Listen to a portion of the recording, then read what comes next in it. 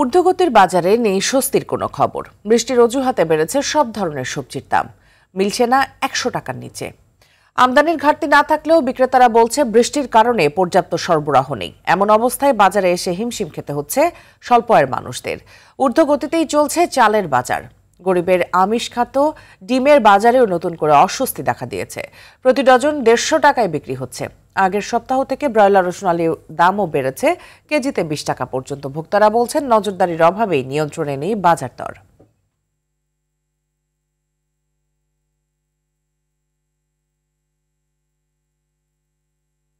দর্শক, এই মুহূর্তে কারণ বাজারে আছেন আমাদের সহকর্মী আলোয়ান খান, সরাসরি যুক্ত হচ্ছেন তিনি। আলোয়ান, বাজারে কোন কোন জিনিসের দাম বেশি বেড়েছে? মিতু, কারণ বাজারে বর্তমানে আমরা আছি। বর্তমানে সবজির দাম হচ্ছে ১০০ টাকার নিচে কোনো সবজি পাওয়া যাচ্ছে না কারণ বাজারে, এবং পাশাপাশি ডিমের দাম এবং অন্যান্য চালের দাম, ব্রয়লার মুরগির দাম সব কিছুর দামই কিন্তু ঊর্ধ্বগতিতে চলছে।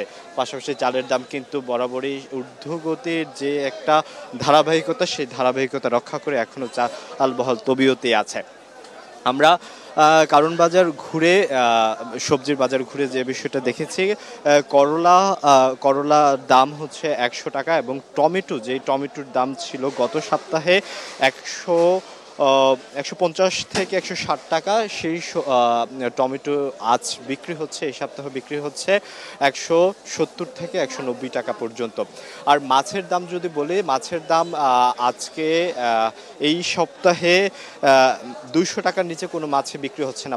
পাঙ্গাস থেকে শুরু করে তেলাপিয়া এবং দেশি মাছ, এই মাছের দাম কিন্তু তুলনামূলক অনেক বেশি, এবং মধ্যবিত্ত এবং নিম্ন আয়ের যারা মানুষ তাদের কিন্তু একদম ধরাছোঁয়ার বাহিরেই কিন্তু ইলিশ মাছের বাজার। ইলিশ মাছ কিন্তু ১,৫০০ থেকে ৩,০০০ টাকা পর্যন্ত দামে বিক্রি হচ্ছে। আর দেশি মাছের ভিতরে মলা, শুল, ট্যাংরা এগুলো কিন্তু ৬০০, ৮০০ এবং ৫০০ টাকার নিচে কিন্তু কোনো মাছই পাওয়া যাচ্ছে না।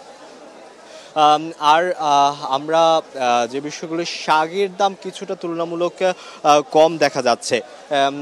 যেই ৩০ থেকে ৫০ টাকার ভিতরে বিভিন্ন শাক আমরা দেখেছি ক্রেতারা কিনছে। ক্রেতারা যে বিষয়টা বলছে, যে বিক্রেতারা আসলে যে বিষয়টা বলছে সেটা হচ্ছে বৃষ্টির কারণেই বর্তমানে পণ্যদ্রব্য এবং শাকসবজি এবং পণ্যদ্রব্য কম আসছে, এই কারণেই হচ্ছে দাম বৃদ্ধি। কিন্তু যারা ক্রেতা তারা কিন্তু অভিযোগ করছে শুধুই আসলে এরকম বৃষ্টির কারণে দাম বাড়ছে এরকমটা না, কোনো একটা সিন্ডিকেট হতে পারে এখানে দাম বৃদ্ধির পিছনে কাজ করছে। মিতু, এই ছিল কারণ বাজার থেকে সর্বশেষ। আলোয়ান, অসংখ্য ধন্যবাদ আপনাকে আমাদের সাথে যুক্ত হওয়ার জন্য।